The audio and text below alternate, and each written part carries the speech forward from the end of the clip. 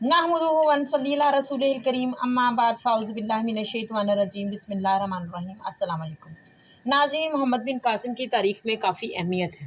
राजा दार के ख़िलाफ़ उसने जो जंगें लड़ी और फिर फ़तह हासिल की, उसको लेकर उलमाए कराम काफ़ी बहस करते हैं, लेकिन इंजीनियर साहब ने उस तारीख़ को किसी और ही लिहाज से पेश किया। इस पर मेरे बहुत सारे भाइयों का एतराज़ है। इसी तरह के एक भाई ने एतराज़ किया और इंजीनियर साहब को रुजू करने का कहा, जिस पर इंजीनियर साहब ने क्या जवाब दिया, आइए सबसे पहले ये वीडियो देखते हैं, इसके बाद इस पर मज़ीद बात करेंगे। आम लोगों की रविश पर चलते हुए मोहम्मद बिन कासिम फातह सिंध से मुतल्लिक बगैर दलील के इल्जाम लगाया है कि उनका हमला दुनियावी गर्ज के लिए था, ना कि राजा ताहिर के जुल्म सितम के खिलाफ था। प्लीज इस हवाले से रजू फरमाएं। प्लीज कुरान और हदीस को वाला पेश करें तो हम रुजू फरमा लेंगे। आप भी तारीख बयान कर रहे हैं और मैं भी तारीख बयान कर रहा हूं, तो रुजू किस बात का? रुजू सूरत में होगा जब आप कुरान और हदीस बयान करें और मैं तारीख बयान करूं। जिस तरह के मैं करबला के ऊपर बुखारी मुस्लिम से हदीसें बयान करता हूं, आप तारीख बयान करते हैं, तो वो तो रुजू बनता है। तारीख में तो गड़बड़ हुई हुई है, अहदीस इस्नाद के साथ है। कुरान और हदीस के उसलूब में ये बात बैठती नहीं है।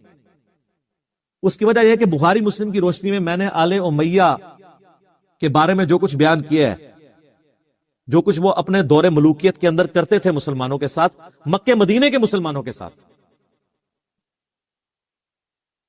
उसमें तो ये बैठता ही नहीं है कि वो माशाल्लाह एक खत लिखने के ऊपर सिंध पहुंच जाए। अपने घर में वो लोगों के ऊपर जुल्म कर रहे हैं, उनको नाक। और हज्जाज इब्न यूसुफ तो वो मलऊन है जिसको तो नासबी भी मलून मानते हैं। सही मुस्लिम में हदीस है कि बनु सकीफ में एक कज़्ज़ाब पैदा होगा और एक जालिम। और अस्मा बिनते अबी बकर कहती हैं, ए हज्जाज इब्न यूसुफ, कज़्ज़ाब तो हम देख चुके, जालिम शख्स तू है जिसके बारे में नबी इस्लाम ने फरमाया था। ये सही मुस्लिम में है। मेरा यूट्यूब पे आप क्लिप देख लें, लाखों लोगों ने देखा है। आले उमैया का दहशतगर्द हज्जाज इब्न यूसुफ 5 लाख से ज्यादा लोग देख चुके हैं। पूरी इस्लामिक हिस्ट्री मैंने 15 मिनट के अंदर कवर कर दी है, उस 100 साल की आपको, और तारीख से नहीं, बुखारी मुस्लिम की हदीस की रोशनी में। तो वो हज्जाज इब्न यूसुफ, उसका भतीजा मोहम्मद बिन कासिम यहां लोगों की दादरसी के लिए पहुंचेगा, जो वहां अहले बैत को कत्ल करवा रहे हैं, सहाबा के कातिल हैं। सर बुखारी उठा के देखे, हजरत अनस इब्न मालिक जो है वो कितने परेशान हुआ करते थे कि हम पे ये कौन सा खबीस मुसल्लत हो गया हज्जाज इब्न यूसुफ, जो मुसलमानों के ऊपर जुल्म करता है। उन लोगों ने जाके यहां पे फरियादें सुननी थी। हाँ, आपको कहानियां करा दी गई हैं, आप वो कहानियां, आप जैसे नूरुद्दीन जंगी का एक कहानी वाला वाकया आपको बयान कर दिया कि जी वो यहूदी हुजूर की जिस्म मुबारक कब्र से निकालने लगे थे, वो ड्रामा भी बन गया। अब लोग कहते हैं जी अली भाई कहते हैं गलत है, हमने तो ड्रामा देखा है, तो ड्रामा ही देखा है ना, उसकी तो सनद ही कोई नहीं है। समूदी ने वो 500 साल की सनद ही बयान नहीं की है, और फिर माजरत के साथ बरेलवियों के तो अकीदे के खिलाफ है। क्या रसूलुल्लाह नूरुद्दीन जंगी के मोहताज है अपनी कब्र मुबारक में अपने जिस्म की हिफाजत के लिए? अल्लाह किधर गया? फिट ही नहीं बैठता, झूठ है। और फिर मैं ऐसे पूछता हूं कि जब यजीद ने 3 दिन तक मस्जिद नबी में घोड़े बांधे हैं, उस वक्त नूरुद्दीन जंगी किधर था? और नमाज नहीं हुई, उस वक्त जमाने में कोई नूरुद्दीन जंगी नहीं था। और जब खाने काबे पे सही मुस्लिम में आता है कि चढ़ाई की हज्जाज इब्न यूसुफ ने, और यजीद के दौर में भी चढ़ाई हुई और खाने काबे का गिलाफ जल गया, एक दीवार भी डैमेज हो गई, उस वक्त किधर था नूरुद्दीन जंगी? और दुनिया बकदर एफर्ट है। वो अबाबील वाला एक ही वाकया हुआ है। बुखारी में हदीस है कि कुर्बे क़यामत में एक काला हबशी पतली टांगों वाला काबे की ईंट से ईंट बजा देगा। अल्लाह ने दुनिया बकदर एफर्ट रखी हुई है। तो ये हज्जाज इब्न यूसुफ के जुल्म की एक पूरी दास्तान है, उसका ये भतीजा है मोहम्मद बिन कासिम। दूसरी तरफ अहले सुन्नत अहले तशय्युह की दोनों की तारीख की किताबें उठाएं। हदीस में तो इनके पल्ले भी कुछ है नहीं ना, किस हदीस में मोहम्मद बिन कासिम का नाम आया? तारीख से ही पेश करते हैं, तो तारीख ये भी तो सुने ना। तारीख दिमश्क के अंदर इब्न साकिर की, तारीख बगदाद के अंदर खतीब बगदादी की, और तारीख याकूबी जो सुन्नी और शिया दोनों मानते हैं। इन तीनों तारीख की किताबों में कम से कम 5 असहाब का जिक्र है जो सिंध से जाके नबी इस्लाम के हाथ पे कलमा पढ़ के मुसलमान हुए हैं। यहां पे 5 सहाबा आए हैं नबी इस्लाम के, तो इस्लाम तो उसी जमाने में आ गया था। और हजरत उस्मान के दौर में बलोचिस्तान का कितना एरिया फतह हो चुका था। रशिया अफगानिस्तान हजरत उस्मान के दौर में फतह हुआ है। बुखारी में मौजूद है कि हम रोमन और पर्शियन अंपायर जब गिरी, उसके बाद वहां के लोगों को हमने उभारा कि हमने अजरबैजान और ये सारी फतवाहत करनी है हजरत उस्मान के दौर में। इस्लाम तो आ चुका हुआ था यहां पे। اور صوفیاء اپنے چکر میں ڈالتے ہیں ہم اسلام لے کے آئے، نازبی محمد بن قاسم کو لے کے آتے ہیں جی وہ آیا تھا، اور وہ آیا اس لیے تھا میرے بھائی وہاں سے جو اہل بیت تھے وہ اپنی جانیں بچا کے ہجرت کر کے سندھ میں آئے تھے، راجہ داہر نے ان کو پناہ دی ہوئی تھی، تو وہ کہتا تھا ہمارے بندے واپس کرو.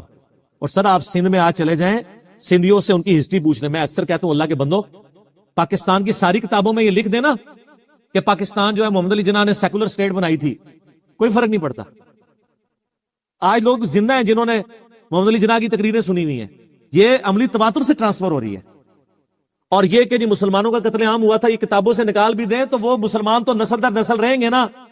کسی کی دادی مری ہوئی ہے، کسی کا دادا مرا ہوا ہے، جب وہ اپنی اولاد میں ٹرانسفر، آج بھی جتنے مہاجرین ہیں 70 سال ہو گئے، آپ ان سے پوچھیں وہ بتائیں گے کہ ہمارا، کوئی کہے گا میرا دادا قتل ہوا تھا، کوئی کہتا ہے میرا پردادا قتل ہوا تھا. آپ 200 سال بعد بھی چلے جائیں گے نا، وہ بتائیں گے ہمارے اجداد کو قتل کیا گیا تھا. اس کے لیے آپ کو ہسٹری کی کتاب پڑھنے کی بھی ضرورت نہیں ہے. تو جن اہل بیت کے ساتھ ظلم ہوئے ہیں نا ان سے بھی تو پوچھے، اہل بیت میں سے سنی ہو یا شیعہ سید جہاں پہ بھی موجود ہیں ان سے آپ پوچھیں کہ یہاں پہ محمد بن قاسم کیا لینے آیا تھا، وہ تو نہیں مانتے، وہ تو کہتے ہیں ہمارے ساتھ ظلم کیا، اور تاریخی کتابوں میں بھی موجود ہے. اور پریکٹیکلی حجاج ابن یوسف کا پورا کریکٹر ہے. اور سر جو اپنے ملک کے اندر 2 نمبری کر رہے ہیں اور دوسرے ملکوں میں جا کے ماشاءاللہ لوگوں کی حفاظت کریں گے، وہ یہ فٹ ہی نہیں بیٹھتا. تو سندھیوں کو پتا ہے کہ وہ کیا کر کے گیا ہے. اور پھر آپ کو سب کو یہ پتا ہے کہ جب محمد بن قاسم نے سندھ کا وہ علاقہ فتح کیا تھا تو اس کے بعد آپ کو بتایا جاتا ہے کہ پھر بعد میں محمد بن قاسم کو واپس بلا کے جیل میں ڈال دیا گیا. یہ اس ڈرامے میں بھی دکھایا گیا جو محمد بن قاسم پہ ڈرامہ بنایا تھا پی ٹی وی نے. ہم یہ پوچھتے ہیں کہ محمد بن قاسم کو جیل میں نے ڈلوایا تھا، انجینئر صاحب کی ویڈیوز دیکھنے والوں نے ڈلوایا تھا، وہ جیل میں کیوں ڈالا گیا تھا؟ اس لیے کہ پیچھے خلیفہ چینج ہو گیا تھا. پہلے خلیفہ تھا عبد الملک بن مروان کا بیٹا ولید بن عبد الملک. حجاج ابن یوسف اس کا رائٹ ہینڈ تھا. حجاج ابن یوسف کو اس نے کوفے کا بھی اور حجاز کا گورنر بنایا ہوا تھا. لیکن اس کے ظلموں کی ایک داستان تھی، لوگ تنگ تھے.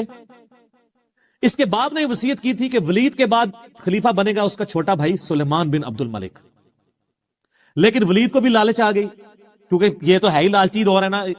جب یزید کے ابا جی کو لالچ آ گئی کہ میرا بیٹا خلیفہ بنے تو ولید بن عبد الملک تو صحابی بھی نہیں، اس کو نہ لالچ آئے کہ میرا بچہ بنے، حالانکہ وہ خود بھی اس وصیت میں بنا تھا جو اس کے بیٹے نے ابے نے کی ہوئی تھی. تو سارے گورنروں سے اس نے بیعت لے لی کہ میرے مرنے کے بعد میرا بیٹا خلیفہ بنے گا.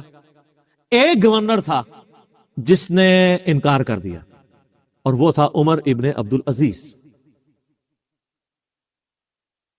وہ اس وقت حجاز کے گورنر تھے اور کوفے کا گورنر تھا حجاج ابن یوسف. عمر بن عبد العزیز کو جیل میں ڈلوا دیا ولید بن عبد الملک نے، گورنر ہونے کے باوجود، لیکن وہ ہر دل عزیز شخصیت تھے. اس لیے اس وقت ذرا پروٹیسٹ ہوئے تھوڑے بہت اور معاملہ انہوں نے ڈیلے کیا. اسی ڈیلے کرنے کے دوران اچانک ولید کی ڈیتھ ہو گئی. وہ اپنے اس مقصد میں کامیاب نہیں ہو سکا اور الٹیمیٹلی اس کا بیٹا، اس کا جو چھوٹا بھائی ہے وہ خلیفہ بن گیا، سلمان بن عبد الملک. سلمان بن عبد الملک جیسے ہی خلیفہ بنا تو اس کو یہ احسان یاد تھا کہ عمر بن عبد العزیز کی وجہ سے میں خلیفہ بنوں. اگر عمر بن عبد العزیز بھی بیعت کر، پھر عمر بن عبد العزیز کوئی عام آدمی نہیں تھا. عمر بن عبد العزیز ان کا بہنوئی بھی لگتا تھا، ولید بن عبد الملک اور سلمان بن عبد الملک کا، کیونکہ مروان کے 2 بیٹے تھے، عبد الملک بن مروان اور عبد العزیز بن مروان. اور عبد العزیز کا بیٹا تھا عمر بن عبد العزیز. عمر بن عبد العزیز کی جو بیوی تھی نا فاطمہ، وہ ولید بن عبد الملک کی بہن تھی، تو ظاہر جیل میں ڈلوا سکتا تھا، مروا نہیں سکتا تھا. تو اس لیے کہتے ہیں کہ تاریخ انسانی میں اتنی پاورفل خاتون کبھی کوئی نہیں آئی. جی تو ناظرین، آپ نے انجینئر صاحب کی باتیں سنی. انہوں نے صحیح کہا، رجوع اس جگہ پر ہوتا ہے جہاں پر اختلاف ہو قرآن و حدیث کے خلاف، پھر رجوع کرنے کا کہا جاتا ہے. تاریخ انہوں نے بیان کی، تاریخ لوگ بیان کرتے ہیں. اصل حقیقت تو واللہ عالم، لیکن جو حقائق انہوں نے ہمارے سامنے رکھے ہیں اس کی نظر سے تو ان کی بات بالکل ٹھیک ہے. آپ کا اس بارے میں کیا خیال ہے؟ کمنٹس میں ضرور بتائیے گا. اللہ پاک ہم سب کو اپنے احکامات پر چلنے کی توفیق عطا فرمائے. السلام علیکم.